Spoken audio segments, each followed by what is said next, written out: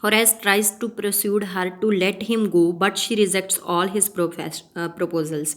Now, Horace told her that, believe me, I need to go, but she did not believe him, and whatever he was telling, she used to reject it out that this is not, this is not. She refuses to let him go, saying that the society should be protected from men like him. Now, she told him that if I will let you go, the society will be in danger, but I need that society should be protected from the men like you. Horace then requested that he is not a threat to the society, but he steals only for a very good reason. She laughs at this and he pursues her to let him go, promising never to repeat his actions. However, when she says that she has always liked the wrong kind of the people, it puts Horace at ease. Nohar has requested that he is not a danger to the society and whatever he is stealing for a very good reason. The lady started laughing and she told that means this is not something you are telling the truth. And the man he told that I'm very sorry for this, but I'm not going to repeat this actions anyhow again. So the lady told that means I like the wrong kind of the people as you are. Now Horace was means little bit at a ease that anyhow this lady is means good kind of the lady. The smart lady casually picks up a silver box from the table and takes out a cigarette. Now she carelessly picks up a silver box from the table and she took out a cigarette. Horace, eager to please her, takes off his gloves and gives her his lighter and again pleads with her to let him go. Now Horace, in order that this lady should believe that he is a good person, he took off the gloves and he tried to give her a lighter in order to means light the cigarette, and he requested the lady that let me go. She promises to do so on a condition that he would open the safe for her as she needs to wear the jewels kept in it for a party in the evening. She reveals that she has forgotten the number to open the safe. Now the lady told it out that only she is going to leave him on one condition. The condition is that please open the safe because whatever the jewelry is in the safe, she had forgotten the number of that safe. And she need to wear the jewelry for the party in the evening. So if you open the safe and give her the jewelry, then only she is allowing him to go. Horace Denby willingly agrees but tells the lady that he would have to break the safe to take out the jewelry. Now Horace Denby told that I have to break the safe in order to take out the jewelry. She assures him that her husband would not return before a month and would have safe mended by that time.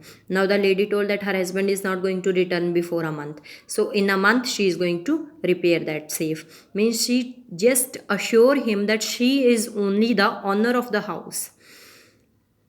Within an hour, Horace opens the safe but forgets to wear the glove while doing so. He gives the lady her jewels and merely walks out of the house. Now Horace opens the safe and in a hurry he is not able to means wear the gloves or he forgets to wear the gloves. And he opens the safe and gives the lady jewelry and in a cheerful way or in a happy way he moves out of the house.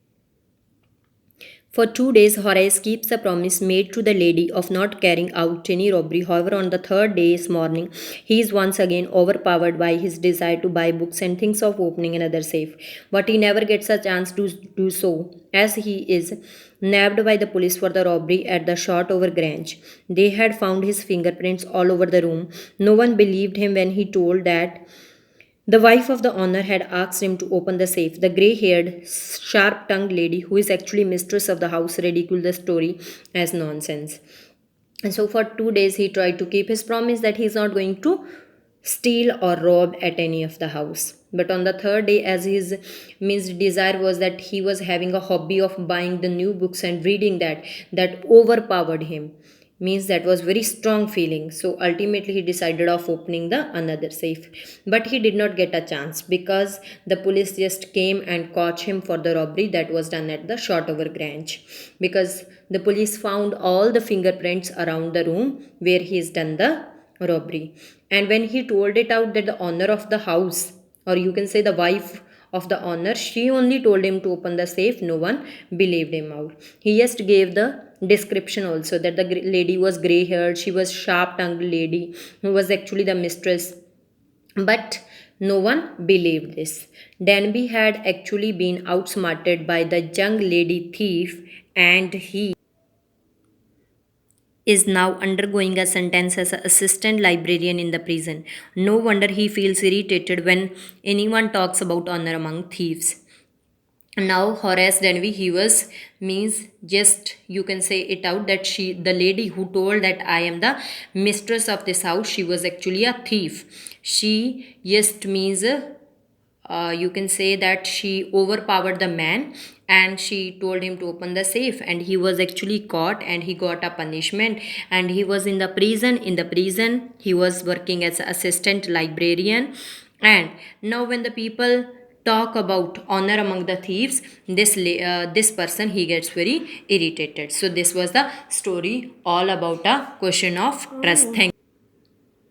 So this person, he gets very irritated whenever any person talks about honor among thieves.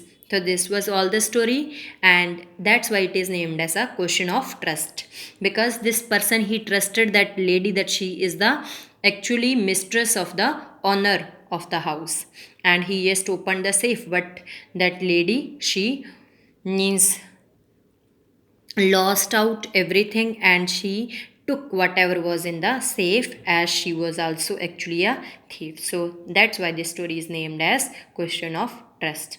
I hope you understood. Thank you all.